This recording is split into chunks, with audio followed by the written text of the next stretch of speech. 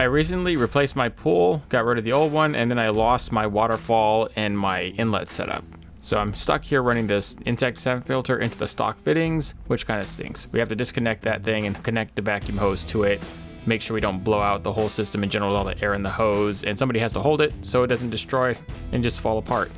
So it kind of stinks. We need to do something quickly. We need a drop-in mod that's going to solve all the filtration problems, give the pool better suction, and skim it, and just, we're not going to do this anymore because this stinks. Also, check out the other video we have about this just drop-in LED system for the boat. We have it right up here in the iCards. Stay tuned, we've got a lot of good stuff here. A lot of people asked me about a pool skimmer setup, what we would do, and this is the best one yet. So easy to install. We're going to show you how to do it from start to finish, starting now.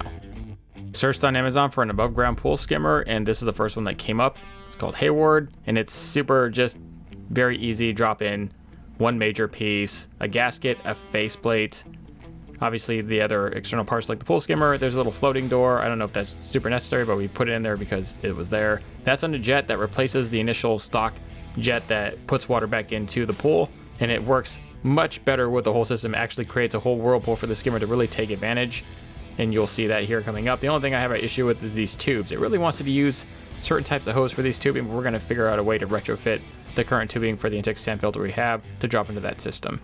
All right, I was going to drain this more, but looking at it, I don't really want to do that. I kind of want this to sit a little higher because look how low the water is now. It's even underneath the push. It's actually very low here, but if we put it all the way down here, then that would really cap the lowest. That would really cap where we could even put this. So we're gonna just maybe bring it out here and size it up. Yeah, I'm probably gonna try and run it as high as possible. Even right there, as it's full, it would still be right here on that. That would just be barely covered up, and it would still just have enough room here, like just barely under the seam we would cut this. So we would cut it right now, which have a nice little area there. I would try to keep it obviously similar. We just do it right here. These hoses, they're really sketch. They fit around these plastic fittings. There's no actual clamps. They come with a hose, and if I pulled on these hard enough, like they'll come off. Like the dogs can come and just pull this off, and tons of property damage done to you after that. Not really about that life. The skimmer can be like the whole thing.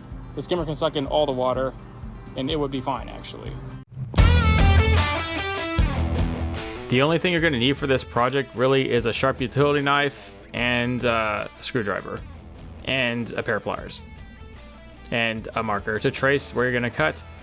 Try and cut, and then try and cut from each corner down and not all the way through. That way you don't accidentally cut the vinyl. The vinyl does really cut very, very easy, and so just something else. This is also a double-sided gasket, so it'll fit on the outside and inside of the whole thing. It'll fit right in that groove if you cut it right. So I traced it via the gasket. Probably could have used the door. It would have been a little bit better of an actual trace. And also right here I have it sideways. Like the top 5 screws need to be up top. And I figured that out later after drilling a million holes in the vinyl like an idiot. But I eventually got it. Also, it doesn't take all those holes. It only takes a few. Like a few of those holes are actually capped off. So check with the actual lid container, like the faceplate that goes on in the inside of the pool, to see which ones actually go in there, because it's only going to take so many screws. And the gasket actually has more holes than screws. Other than that, it dropped right in. Like that was it. That was this really actually the hardest part, and it's not very hard. I think if I hadn't have done so many of those things, it would have took me about a whole whopping 10 minutes to install. All right, let's look at it. I just kind of tighten that one fitting in there.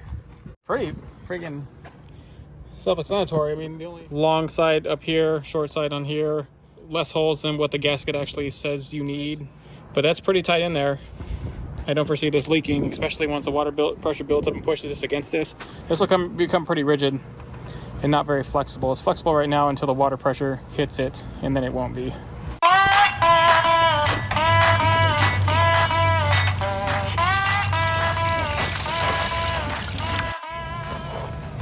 Fail number 2, check that you put these.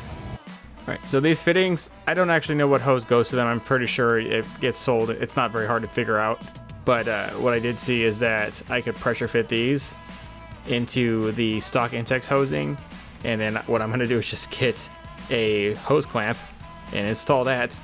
And that's gonna be my hose that goes to that. Okay, I went ahead and put that clamp on there. I can't ever see that thing buckling or moving or bending down or failing. Went in using the stock piping from the Intech sand filter and just using a pipe clamp to pressure fit it around that one fitting, but that's how it worked out. I know there's different types of hoses and stuff out there, but this really could just be your one and only, like your one-stop thing, like all you would need, like you would be all right. The only major fail I could see here is that you have to watch the water level, because if your water level ever sinks below this and then it just starts to suck in like air, you'll just destroy the filter. But aside from that, seems to be what we really need. Now I'm gonna go ahead and let this thing fill for a few hours and let it fill to its capacity. We're gonna go and put the other pieces in here and just wait for it to fill. In a few hours, we should have an operational unit. Weird.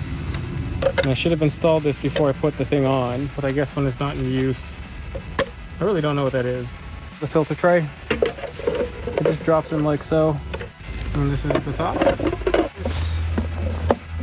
This was the old one that wasn't looking so great, but I mean, you know, this is a stack one that just shoots out a straight jet of water, broken up, had that fitting, and you know, it fits to this thing. And so I had an extra O-ring laying around from a lot of this, and with the one fitting it came from for the jet nozzle right here, I went ahead and put that in there. I needed an extra O-ring for this to grab enough to get a watertight seal, but this is sealed. This is sealed now. And that is on, so that'll work. And what this will do is we'll always kind of got a circular motion in the pool anyways, but it was kind of like a half motion, like half the pool always got circulated. You can always tell parts of the side of this pool are always dirtier than the rest, but this will actually nozzle it out that way. So we'll get maybe a true actual whirlpool, and it'll help circulate things a lot better around and right into the skimmer itself. It's just starting to fill. It's about 1 inch up. Let's see what it does. That did not work well. So that really emptied that out very quickly. So this has to be actually pretty high.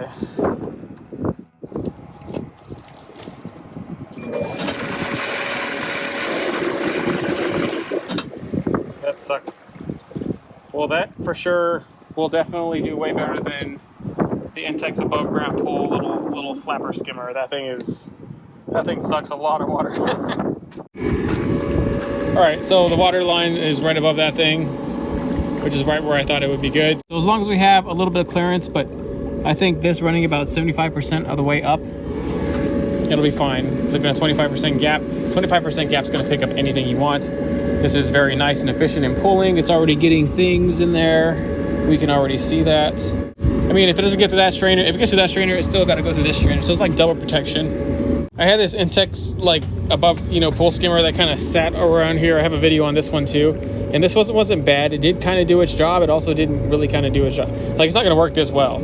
Like, I had to have a lot of pressure put on it as the sole driver in here. And then this one was really contingent upon water height too. So the water dropped too low. This thing was just pretty useless. It had had a floating apparatus of so high, and then it would just stop working. But this one, even when I had max pull on here, this one kind of dipped in and dipped in and dipped in and didn't quite do what it was supposed to do. It didn't have the pulling power like this. Like, bugs would swirl up there, and they would just swirl on top of it. Eventually they would sink, but this one just pulls stuff right in.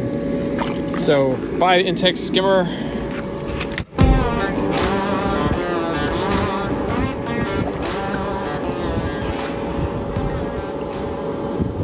You can also notice the current turning that way. You can see the water pushing against that and moving around.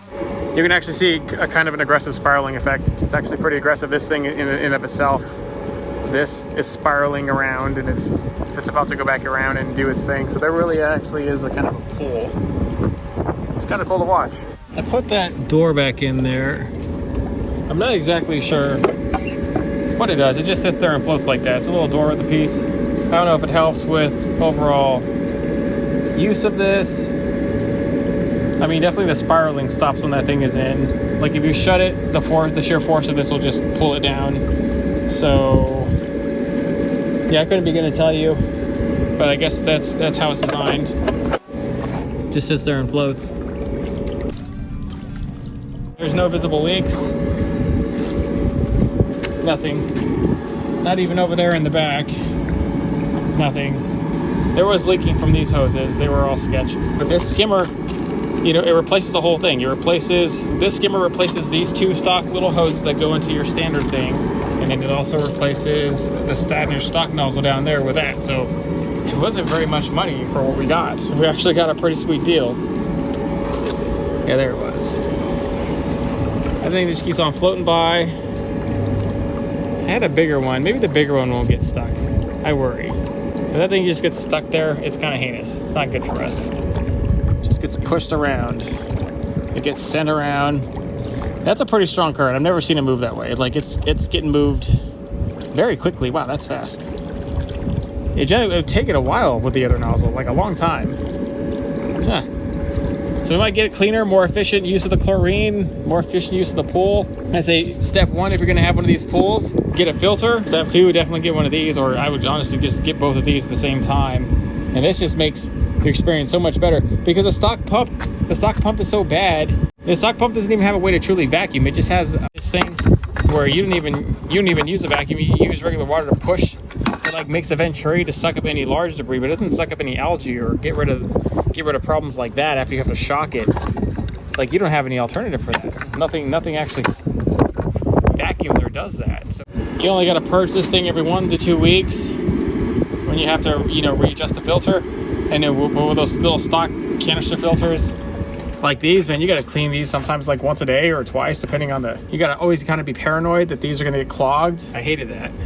Really only maintenance if you want to put like some 303 protectant to kind of just keep the vinyl in good shape during the summer when it's out here. That's really all you have to do. And most of the time the vinyl doesn't get very hot anyways because it's constantly getting cooled by the water. I mean, the sun can just beat right on here and it doesn't really do anything because the water's honestly on the other side. It just deflates the heat. If you want to protect it from the UV index, that's really all you got to do. And then obviously make sure your pH levels are fine. But if you're running a dropper and you've got an aggressive flow like this, it's spreading chlorine all around all the time. I can't ever really see it unless the temperatures get really high. The higher the temperatures get in the pool, then the more chlorine you're going to have to add for sure. And then you can get a stabilizer. This is stuff that kind of stabilizes it because in the high heat, the chlorine drop off, it burns out. It wears out way faster in the high heat. And they got this stabilizer in here that kind of keeps it going. So you can really only need one dropper throughout that. Stuff we'll be adding later. We'll be doing videos about that stuff. We'll be doing videos about chemicals, how we treat it. We'll talk about all that. Thank you.